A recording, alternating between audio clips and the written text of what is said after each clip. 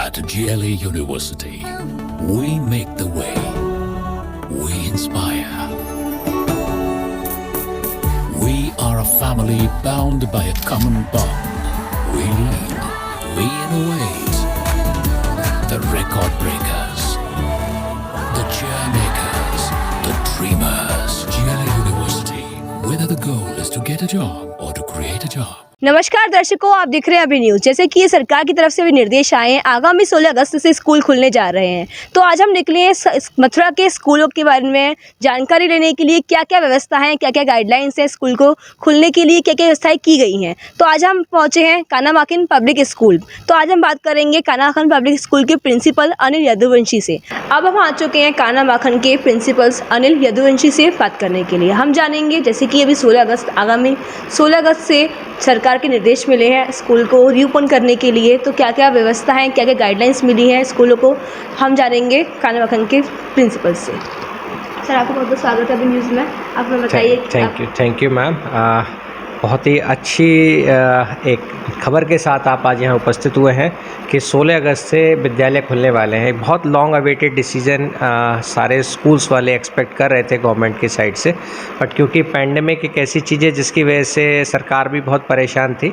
बच्चों के स्वास्थ्य को मद्देनज़र रखते हुए उन्होंने विद्यालयों को बंद करने का निर्णय लिया था, क्योंकि आज इसमें बहुत सिग्निफिकेंट गिरावट है कोविड केसेस में, जो कि एक अच्छा संकेत है, और विद्यालय खोलने की अनुमति 16 अगस्त से दी गई है। इसमें बहुत सारी रेस्ट्रिक्शंस हमारे ऊपर लगाई गई हैं और वो बच्चों के हित के लिए हैं, जैसे कि कहीं भी भीड़ भाड़ ना हो पाए, उसके लिए उन्होंने विद्यालय को 50% उपस्थिति के साथ खोलने का निर्णय लिया है।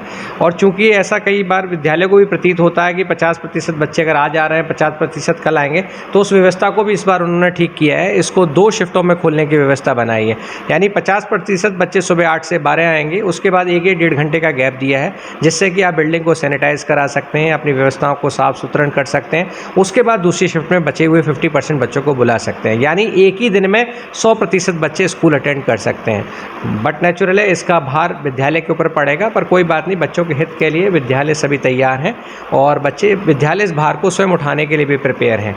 हाँ, पर इसमें साथ के साथ कुछ परेशानियों का सामना स्कूल को करना पड़ेगा। जैसे सबसे पहली परेशानी जो मेरी नज़र में फील होती है, क्योंकि इसमें बच्चों से कंसेंट लेना अनिवार्य है, उनके परिवारजन यानी उनके माता पिता की स्वीकृति होनी चाहिए। और तीसरी लहर जिसके नाम से मीडिया लगातार हम सबको जागृत करने की कोशिश कर रहा है कि कहीं ना कहीं हम जो असावधानियां बरत रहे हैं उस वजह से तीसरी लहर आ सकती है। हम सभी चाहते हैं, भगवान से भी प्रार्थना करते हैं कि तीसरी लहर ना आए किसी भी तरीके से, परंतु ये आ सकती है। तो उस वजह से भी कुछ चीज़ें पेरेंट्स के दिमाग में है कि नहीं, हम बच्चे को नहीं भेजना चाहेंगे। अगर वो बच्चे को नहीं भेजते हैं तो बट नेचुरली एक एडिशनल लोड और विद्यालय पर बढ़ने वाला है, वो है ऑनलाइन क्लासेस का। आप ऑनलाइन क्लासेस को भी बंद नहीं कर सकते हैं सर। आपके तरफ से, स्कूल की तरफ से बच्चों को लाने ले जाने की क्या क्या व्यवस्था की जाएंगी? इसकी अभी देखा गया था बसों की सब बंद करा दी गई व्यवस्था है कि अभी सोशल गाइडलाइंस की चलते, तो आपकी तरफ से बच्चों को लाने जाने के लिए क्या क्या व्यवस्था रहेंगी आपकी स्कूल की? देखिए, गाइडलाइन का पालन तो 100% सभी विद्यालयों को करना पड़ेगा, क्योंकि अगर केवल आप इस बात से अपनी जिम्मेदारी से नहीं हट सकते कि आपने एक स्वीकृति पत्र ले लिया है जिसमें कि विद्यालय जिम्मेदार नहीं होगा बच्चे को अगर संक्रमित होता है तो। इसमें जो लाने ले जाने वाला जो प्रश्न आपने किया है कि गाइडलाइन स्पष्ट तौर से कहती है कि अभी बसों को का जो स्टार्ट करना वो भी अलाउड नहीं है आपको। तो इस स्थिति में बच्चे या तो अभिभावक स्वयं छोड़ेंगे या बच्चे स्वयं साइकिल या स्कूटी के माध्यम से आएंगे। तो उस स्थिति में विद्यालय जो प्रयास कर रहा है कि अगर जिस विद्यालय के पास एक या एक से अधिक गेट हैं तो वो भीड़ को डिवाइड कर सकता है। वो इस तरीके की व्यवस्था बना सकता है कि एक गेट से क्लास 9-10 के बच्चे या कुछ बच्चे अगर दूसरी साइड से आते हैं तो उनके लिए दूसरा गेट की व्यवस्था खोलें, और एक दूसरी साइड में भी एक गेट की व्यवस्था अगर आपके पास है तो मतलब अगर आपको अपना स्टाफ भी बढ़ाना पड़ रहा है तो आप स्टाफ बढ़ाइए और 2 या 2 से अधिक गेटों का इस्तेमाल करिए, जिससे कि किसी भी तरीके से कहीं भी भीड़ इकट्ठी नहीं होगी। और जब भीड़ इकट्ठी नहीं होगी तो बट नेचुरली इसका सबसे बड़ा नियम ही है कि आप भीड़ से बचें तो कोरोना से बच जाएंगे अपने आप। तो इस तरीके की व्यवस्था की जा रही है। साथ ही साथ जो उनकी गाइडलाइन स्पष्ट है कि वहाँ पर थर्मो स्कैनिंग होनी चाहिए, तो वो व्यवस्था स्टाफ के माध्यम से की जाएगी। वहाँ पर सैनिटाइजेशन की व्यवस्था होनी चाहिए तो उसकी व्यवस्था की जाएगी। साथ ही साथ पल्स मीटर की भी व्यवस्था की जा रही है विद्यालय द्वारा। अगर कोई केस फील होता है, थर्मो स्कैनिंग में आता है कि हाँ इसका टेम्परेचर ज़्यादा, तो उस बच्चे को उस ग्रुप से अलग करके उसका पल्स मीटर भी चेक किया जा सकता है कि हाँ कहीं ना कहीं इस बच्चे को इस तरीके का सिम्टम है, तो हमारी भी एक भागीदारी रहेगी ये बताने के लिए कि बच्चा कहीं ना कहीं ऐसा प्रतीत होता है कि ये संक्रमित है, तो वो भी जानकारी प्रशासन को दी जा सकती है इस माध्यम से, और ये जानकारी उसके अभिभावक को भी दी जा सकती है, जिससे प्रति वो भी जागृत हों और बच्चे का जो भी आगे का जो ट्रीटमेंट होता है वो इनिशिएट किया जा सकता है। क्योंकि हम लोग डॉक्टर नहीं है तो हम ये क्लासिफिकेशन या ये जजमेंट नहीं दे सकते किसी भी बच्चे को कि इसको किस तरीके की बीमारी है, क्योंकि हमारा काम है स्कैनिंग करना, हमें आइडेंटिफाई करना कि हाँ कहीं कोई दिक्कत है। तो सबसे बड़ी चीज़, अगर जब कोई चीज़ इस तरीके की स्टार्ट की जाती है तो विद्यालय वहाँ पर बहुत ही मैच्योर्ड स्टाफ को लगाता है जो इस बात को अच्छे से समझता है कि अगर हमारी हल्का सा भी हमारे द्वारा कहा गया एक सेंटेंस एक बहुत बड़े र्यूमर को डेवलप करेगा तो और उससे बट नेचुरली विद्यालय प्रभावित होगा।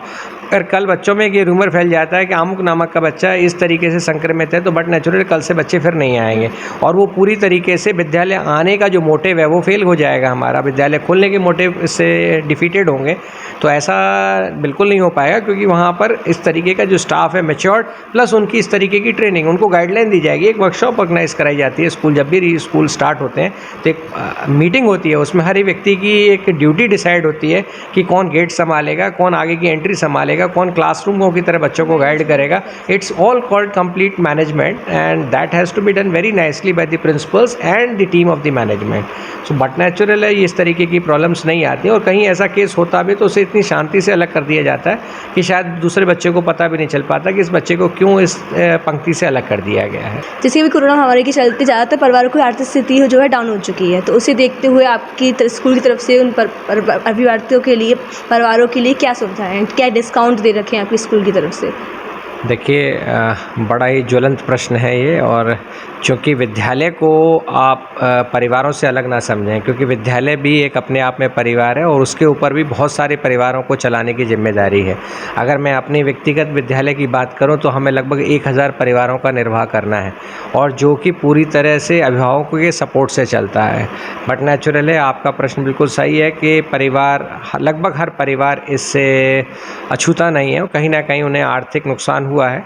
तो उस पार्ट पर विद्यालय ने देखते हुए एक हमारे यहाँ कंपोनेंट हुआ करता था एनुअल चार्जेस का, तो हमने उस कंपोनेंट को पूरी तरीके से वेव ऑफ कर दिया है। और उसको साथ ही साथ देखिए, कईयों बार हमारी एक एडेमेंसी होती थी कि इस तारीख तक आपकी फ़ीस जमा करनी है, आज वो एडेमेंसी हमने बिल्कुल फ्री कर रखी है। और कई विद्यालयों में आपने देखा हुआ कल्चर होता है क्वार्टरली फ़ीस जमा करने का, एक साथ 3 महीने की फ़ीस एडवांस जमा करना एक अपने आप में बहुत कठिन काम है इस समय। तो खैर, खाना माखन शुरू से ही कभी इस बात की जिद नहीं किया कि भाई क्वार्टरली फ़ीस हम कभी लेते भी नहीं थे, तो अब तो बिल्कुल सवाल ही नहीं उठता है। तो मंथली फ़ीस, वो भी मंथ कंप्लीट होने के बाद, एडवांस की कोई बात ही नहीं है। मंथ कंप्लीट होने के बाद हम आज तक की डेट, अभी 4 महीने निकल चुके हैं, 4 महीने में हमने एक सिंगल रिमाइंडर भी पेरेंट्स को नहीं दिया है।